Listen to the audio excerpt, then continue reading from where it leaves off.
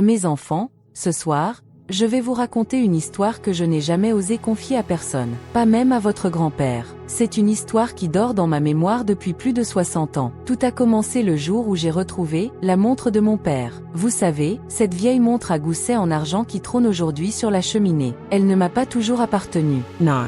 Je l'ai découverte un soir d'hiver, dans une boîte poussiéreuse, au fond du grenier de la maison familiale. Et ce que j'ai appris ce jour-là a changé à jamais la façon dont je voyais ma famille. Je venais d'avoir 68 ans. Votre grand-père venait de partir paisiblement dans son sommeil. J'étais seule dans cette grande maison trop silencieuse. Alors, pour tromper la solitude, je rangeais les tiroirs, les armoires, les cartons oubliés. Ce jour-là, j'étais montée au grenier, un lieu où je n'allais presque jamais. L'odeur de poussière, le craquement du bois, la lumière dorée filtrant à travers la lucarne, tout semblait figé dans le temps. Je me souviens, j'ai ouvert une malle couverte de toile d'araignée. Dedans, il y avait des vêtements d'époque, des lettres jaunies et une petite boîte en bois sculpté. Sur le couvercle, une initiale gravée. Ah, je me suis dit. Ah, comme André, le prénom de mon père. Mon cœur s'est mis à battre. À l'intérieur de la boîte, il y avait cette montre, magnifique, lourde, froide dans ma main ridée. Et derrière, gravée en lettres minuscules, pour que tu reviennes. Cette phrase m'a glacée. Pour que tu reviennes. Mon père n'était jamais revenu de la guerre. On disait qu'il était mort en 1944,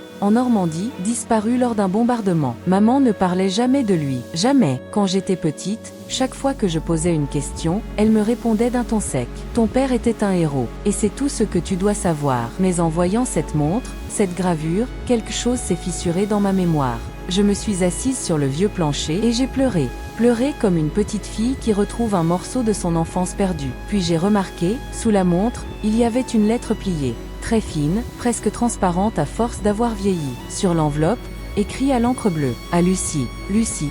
C'était ma mère. Mes doigts tremblaient. J'ai ouvert la lettre avec précaution. Ma chère Luce. Si tu lis ces mots, c'est que je n'ai pas pu rentrer. Pardonne-moi, mais il fallait que je te dise la vérité avant de partir. Mon cœur battait à tout rompre. Je n'ai jamais été celui que tu croyais. J'ai fait quelque chose que je n'aurais jamais dû faire. La suite était difficile à déchiffrer. L'encre avait coulé, les mots s'effaçaient, mais un nom revenait plusieurs fois. Henri.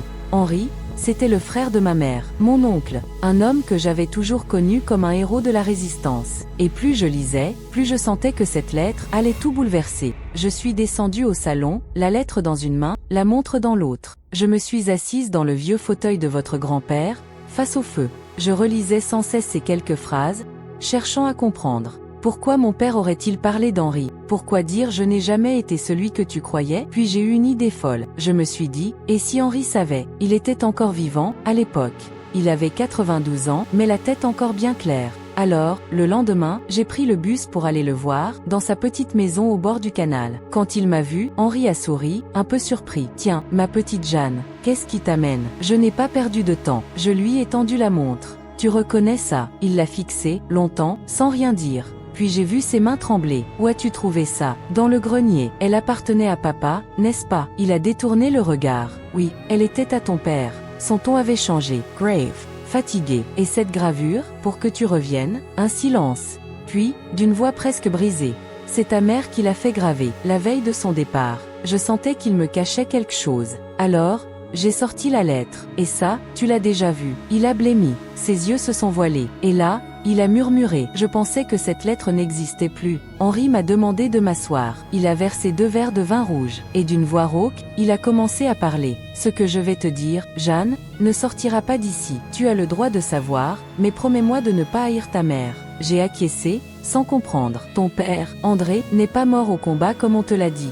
Il a été dénoncé. Dénoncé? Par qui? Henri a baissé les yeux. Par moi. Je suis resté figé. Impossible de respirer. Mon oncle, le héros de la résistance, avait dénoncé son propre frère. Je ne voulais pas, Jeanne. Il travaillait avec les Allemands. Il livrait des noms. On avait des preuves. J'ai tout fait pour l'arrêter sans qu'il soit tué, mais la guerre ne pardonnait pas. Je ne savais plus quoi penser. Mon père, un traître? Impossible. Henri a continué. Ta mère le savait. Elle l'aimait, mais elle savait aussi qu'il jouait un double jeu. Il disait qu'il infiltrerait l'ennemi pour sauver des vies. Mais un jour, des camarades ont disparu à cause d'informations qu'il avait données. J'ai fermé les yeux. Je ne voulais pas l'entendre. Je voulais garder l'image du père disparu, du héros. Mais Henri a sorti une photo, pliée dans son portefeuille. On y voyait mon père, debout à côté d'un officier allemand. Et soudain, tout s'est effondré. Quand il a compris qu'il allait être arrêté, il a fui. Il a laissé cette montre, et cette lettre pour ta mère. Il est mort quelques semaines plus tard, tué dans un bombardement. Pas en héros, mais pas en lâche non plus. Je suis restée silencieuse. Les flammes du feu dansaient dans ses yeux. Henri pleurait. Moi aussi. Deux vieux êtres, déterrant des fantômes du passé. Pourquoi ne rien m'avoir dit? Parce que ta mère t'aimait trop. Elle voulait que tu aies une image pure de ton père. Elle disait toujours, je préfère qu'elle pleure un héros, plutôt qu'elle déteste son père. J'ai compris, ce soir-là, que les secrets de famille ne sont jamais faits pour protéger celui qui ment, mais celui qui aime. En rentrant chez moi, j'ai posé la montre sur la cheminée. Je l'ai remontée, doucement. Et pour la première fois, après tant d'années, j'ai entendu son tic-tac.